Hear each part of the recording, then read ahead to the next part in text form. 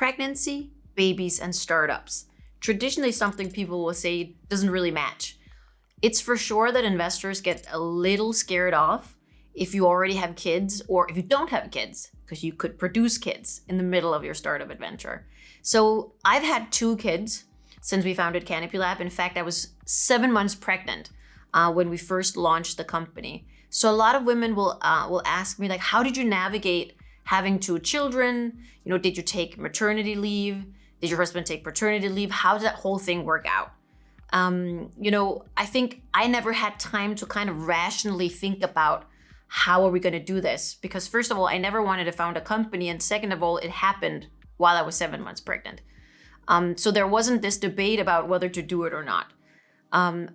The first experience where I really felt what it meant to be pregnant and founding a company was when we were interviewed at our accelerator program at CBS, where I know it was a topic that was discussed.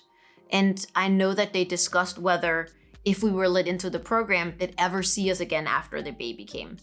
I think it was pretty clear to them that we were some of those crazy people who brought our 4-week-old baby to New York on a study trip for a week. So I think by then they realized that, we were the kind of people who would go to great lengths to make things work, but for the whole family. So we went into the program. It was definitely a topic that was pregnant. I didn't think about it much, during that whole very early stage, other than obviously, you get a little tired towards the end. And we actually got selected for a big pitching event and a startup competition in Lebanon. And it was like right around that time where you're not allowed to fly anymore. And Chris and I were like doing the math, can we make it to Lebanon? And more so, like, can we make it back? And actually, there were a couple of days where we couldn't make it back from Lebanon. And I went down to my doctor's office and I kind of managed to freak her out a little bit about the dates. So she signed off on the piece of paper that we could travel, even though actually it was 3 days too late. We fly down to Lebanon and I'm standing, I'm not married and 8 months pregnant on a stage in front of 7,000 people pitching CanopyLAB. And it went surprisingly well. And then after, we wanted to see just a little bit of the city and then get the hell back to Denmark. And I remember we're standing in the old city in some ruins, and I actually thought we were gonna have a baby right there. We managed to fly home, barely got into Denmark, and then Elliot was born in December, and we had founded CanopyLAB in August. And it just seemed to me very natural that we would bring him to work, because everybody knows that, unless you're very unfortunate and have a baby that screams all the time, babies in the beginning, all they really do is sleep. So I came to work about 5 days after we had Elliot, and he was, at work with us. And we did that for the first year. And that was possible because of a combination of things. I think we had some amazing employees who just accepted, this is how it works, and who are quite good at helping out. So if all of a sudden, it was critical for me and Chris to be in a phone call together, they would take the stroller and walk around the building and things like that. So it really strengthened the cohesion of the team. And then I think it was also only possible because I decided that this is what it looks like. Engaging with CanopyLAB means that you'll have me and a baby show up. And if you don't like that, you can meet with somebody else. And I actually remember we had a big pitching event at CBS where it was this very famous entrepreneur giving his talk. And then I was about to start my talk, and Elliot, he just wouldn't stop crying. And there were all these people in the audience that were looking at me. And I just said, you know what? You're here to listen to me. So, this baby's here with me. So either you can tolerate that, or I'm gonna leave, and then you're gonna be looking at an empty stage. So I think my attitude had a lot to do with making it possible and making it kind of work out. I think the second time it was a little more tricky.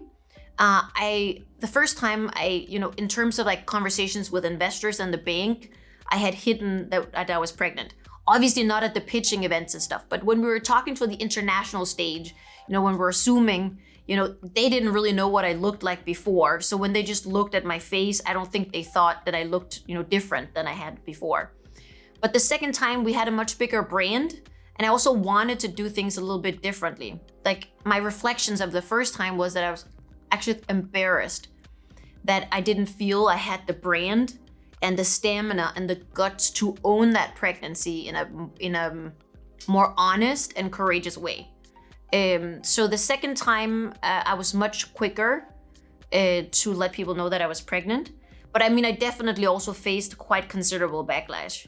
I know that some of our investors were not happy. I even received an email from one of our stakeholders asking me when I would step down and some interim CEO would step in instead of me. So I actually assumed, because I had run the business so well the first time around, that it wouldn't feel or like make our stakeholders feel insecure about what it would look like the second time. But I didn't step down, and no one stepped into my chair because no one can fill my chair. Not Chris, not Lisa, not anybody else. I stayed the course and planned to do it like I had done it the first time. This time, just like the first time, Atlas actually came 4 weeks early. I was on a meeting with the National Bank. And then I went into labor, and I had to call our COO and say, can you meet 5 people at the National Bank in like 30 minutes? Because I can't make it because I'm having a baby today. So that was pretty wild. So I guess I've always sort of been testing the limits all of the times. And then this time we really had to get back into the grind really quickly. So I remember that Atlas was about a week old, and we had an investor meeting, like a big investor event at the stock exchange. And I had a C-section, and I felt fine. And then we had arranged that I could go to this event. And then, of course, you have to breastfeed. So Chris and I had borrowed an apartment from a friend, and Chris was there with Atlas. And then, this event was all day. And then I would go in the breaks to breastfeed and come back. The thing I hadn't really calculated on was that it turned out that my C-section scar wasn't totally healed. So actually, during the event, it started to bleed, and I had to leave early to change my outfit and then come back to the event again. So the second time around, it was way more extreme.